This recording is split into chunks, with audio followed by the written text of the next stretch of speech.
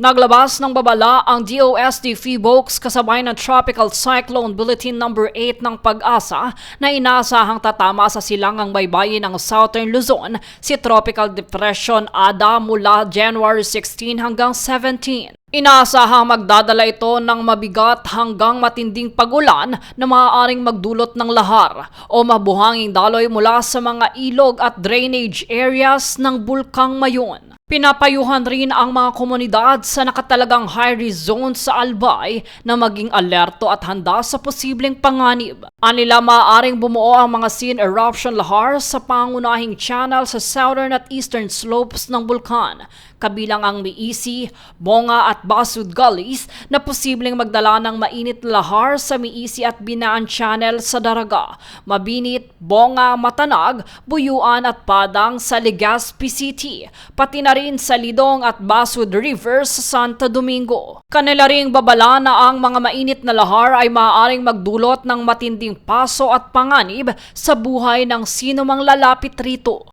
Bukod dito, maaaring muling madala ang luma at madaling ma-erode na deposito ng bulkan sa watershed ng southwestern slopes bilang non-eruption lahars sa Masarawag, Maninila at kaugnay na channels sa Ginobatan. Payo naman ang PHIVOLCS sa mga lokal na pamahalaan at komunidad na patuloy na subaybayan ang kondisyon ng bagyo at magsagawa ng preemptive measures para sa kaligtasan ng lahat. Kasabay ng babala, patuloy ang pagbibigay ng tulong ng DSWD Field Office 5 sa mga pamilyang nasa evacuation centers dahil sa pag-aalboroto ng Mayon. Sa San Jose Evacuation Center, namahagi ang kagawaran ng manlinis na inuming tubig gamit ang mobile water station at nagbigay ng family food packs sa iba't ibang evacuation sites sa Tabaco City, Ligao City at Barangay Buhian. Kasama ang mga ahensya ng DOH at PNP, tiniyak ng DSWD ang kalusugan, kaayusan at kapayapaan ng mga pansamantalang naninirahan sa evacuation sites. Kasabay nito, isinagawa rin ang psychosocial intervention